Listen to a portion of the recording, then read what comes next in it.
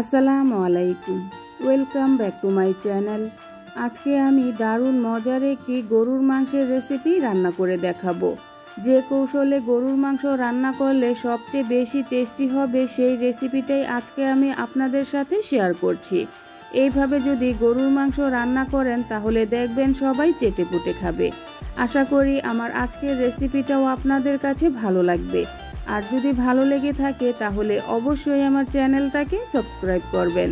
তাহলে চলুন দেখে নেই গরুর মাংস রান্নার পুরো প্রস্তুত প্রণালী। এর জন্য এখানে আমি 1 কেজি গরুর মাংস নিয়েছি। মাংসগুলো রেগুলার সাইজে কেটে ভালো করে ধুয়ে পানিটা ঝরা দিয়ে নিয়েছি। আর এখানে হাড় চর্বিযুক্ত সহ মাংস আছে। এবারে রান্নায় চলে যাই। চুলায় একটা হাঁড়ি গরম করে তার মধ্যে দিয়ে দিচ্ছি হাফ কাপ রান্নার তেল। তেল গরম হয়ে এলে তারপর দিয়ে দিচ্ছি কিছু গরম মশলা। এখানে নিয়েছি 2টা তেজপাতা, একটা বড় এলাচ, 4-5টা ছোট এলাচ, 4-5টা লবঙ্গ, 3 টুকরো দারচিনি। এবারে আমি গরম মশলাগুলো দিয়ে 15 সেকেন্ডের মতো ভেজে নেব। এইভাবে করে গরম মশলাগুলো ভেজে নিলে খুব সুন্দর একটা ফ্লেভার আসবে। গরম মশলাগুলো 15 সেকেন্ড ভেজে নেওয়ার পর এখন দিয়ে দিচ্ছি 1 কাপ পেঁয়াজ কুচি। পেঁয়াজ কুচিগুলো এবারে আমি হালকা ব্রাউন কালার করে ভেজে নেব। চুলার আঁচটা মাঝারিতে রেখে পেঁয়াজ কুচিগুলো ভেজে নিতে হবে। আমি পেঁয়াজ কুচিগুলো হালকা ব্রাউন কালার করে ভেজে নিয়েছি। তারপর দিয়ে দিচ্ছি 3 টেবিল চামচ আদা রসুনের পেস্ট। আদা রসুনের পেস্ট তেলের সাথে কিছুক্ষণ ভেজে নেব।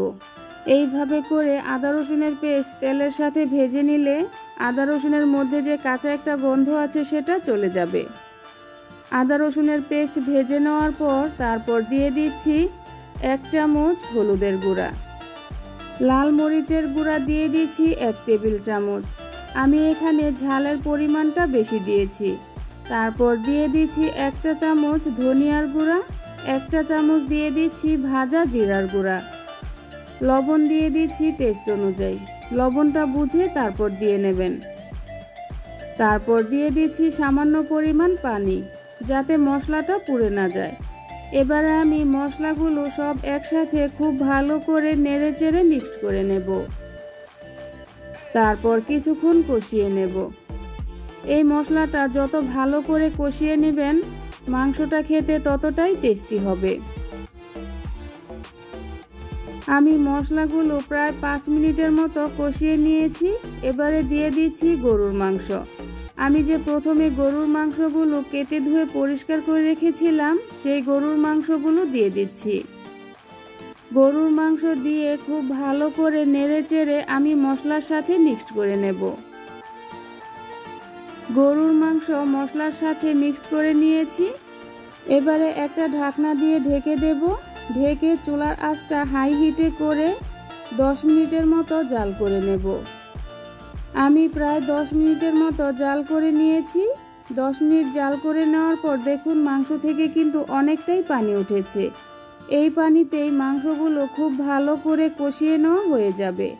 এখানে এক্সট্রাভাবে আর পানি দিতে হবে না। এবারে আমি খুব ভালো করে নেড়ে দেব। তারপর চুলার আঁচটা মিডিয়াম টু লোর মাঝামাঝি রেখে একটা ঢাকনা দিয়ে ঢেকে 15 থেকে 20 মিনিটের মতো আমি মাংসগুলোকে কষিয়ে নেব। আমি প্রায় 20 মিনিটের মতো মাংসগুলো কষিয়ে নিয়েছি। মাংস থেকে যে পানি উঠেছিল সেই পানি কিন্তু খুব ভালোভাবে শুকিয়ে গেছে। এখন আমি এইভাবে করেই নেড়েচেড়ে মাংসগুলো 5 থেকে 6 মিনিটের মতো কষিয়ে নেব। মাংস যখন খুব ভালো করে কষিয়ে নেওয়া হয়ে যাবে ওই পর্যায়ে দিয়ে দিতে হবে পানি। আমি এখানে 2 কাপ পানি দিয়েছি। আজকের মাংসটা ভুনা করব, এজন্য পানির পরিমাণটা কম দিয়েছি। আপনারা যদি একটু ঝোল রাখেন তাহলে পানির পরিমাণটা বাড়িয়ে দিতে পারেন। কাঁচামরিচ দিয়ে দিচ্ছি 7-8টার মতো। এবারে চুলার আঁচটা মাঝারিতে রেখে একটা ঢাকনা দিয়ে ঢেকে মাংস পুরোপুরি সেদ্ধ হয়ে যাওয়া পর্যন্ত অপেক্ষা করব। আমি প্রায় 30 মিনিটের মতো মাংসগুলো রান্না করে নিয়েছি। মাংস খুব ভালোভাবে সেদ্ধ হয়ে গিয়েছে। এবারে দিয়ে দিচ্ছি হাফ চামচ গরম মশলার গুঁড়া, 1 চা চামচ দিয়ে দিচ্ছি ভাজা জিরার গুঁড়া। জিরার গুঁড়া আর গরম মশলার গুঁড়া আমি মাংসের সাথে খুব ভালো করে নেড়ে চেড়ে মিক্সড করে নেব। জিরার গুঁড়া দেওয়ার পর এখন আর বেশি জাল করতে হবে না, 5 থেকে 6 মিনিটের মতো জাল করে নিলেই হবে। আমি একটা ঢাকনা দিয়ে ঢেকে দেব। ঢেকে চুলার আঁচটা মাঝারিতে রেখে 5 থেকে 6 মিনিটের মতো জাল করে নিয়েছি। মাংস রান্না কিন্তু পুরোপুরি হয়ে গিয়েছে। দেখুন মাংসের কালারটা কত সুন্দর হয়েছে। আমি ঝোলটা এরকমই রাখবো, এর থেকে আর বেশি কমাবো না। এবারে চুলা থেকে নামিয়ে নেব। চুলা থেকে নামিয়ে একটা বাটিতে সার্ভ করে নেব। এই তো হয়ে গেল গরুর মাংস ভুনা। এটা রান্না করা কতটা সহজ তা আপনারা দেখেই তো বুঝতে পেরেছেন।